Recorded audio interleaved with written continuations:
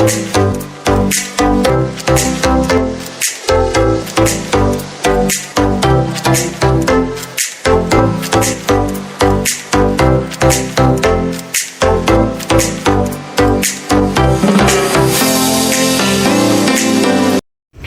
mga kaibon, welcome back sa YouTube channel natin.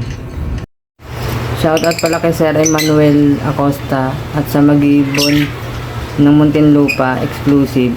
Shoutout po sa inyo, maraming salamat sa panonood, sir.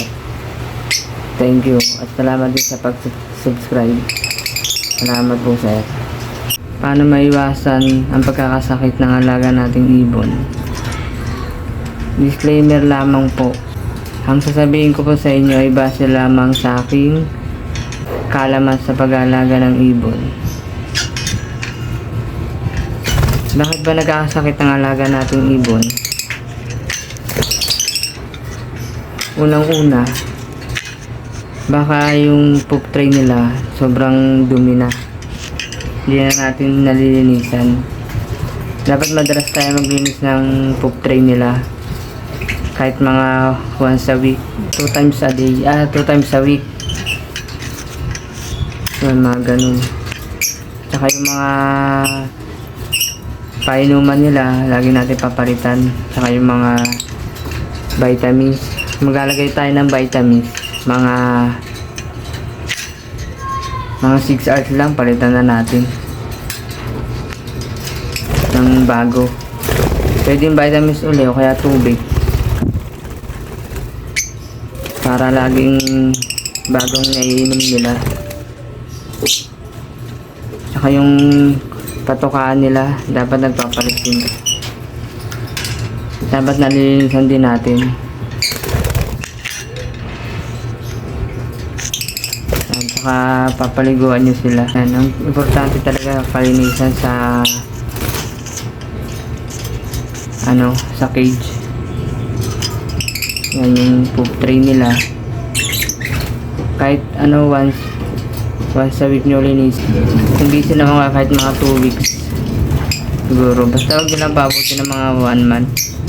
Basta maganda talaga kahit mga once a week nyo linisan. Tsaka yung sa naiinom nila yung vitamins, pag naglagay kayo huwag yung patagilin. Mga 6 hours lang. Yan, tapos palitan nyo ng tubig para iwas sila sa sakit. Lalo na ngayon tag-ulan, marami sila nakukuhang sakit. Yan. Tulad ng sipon, yan, nagtatay sila. Pag makainom sila ng vitamins na sira, magtatay yan sila. Kaya kailangan palitan din agad.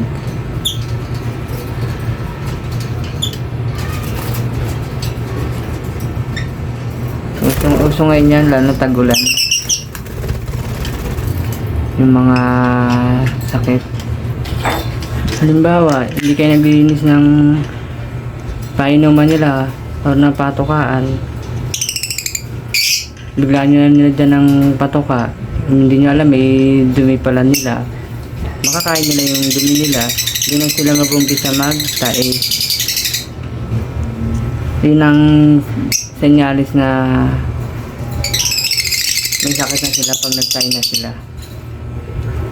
Na ano nyo naman yun mapapakiramdaman nyo naman sila pag nagtatay na.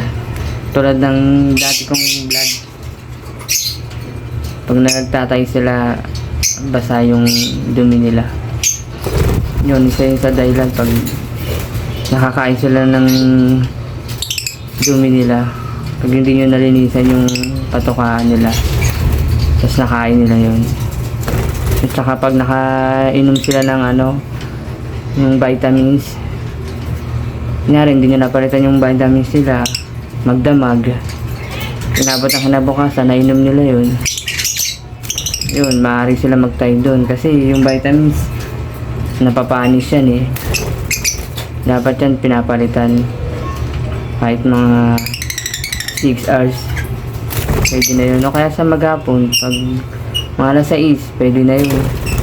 Palitan nyo, huwag na napaabutin ng umaga. Kasi pag naman sa mainom nila, magkakasakit sila. Magtatay.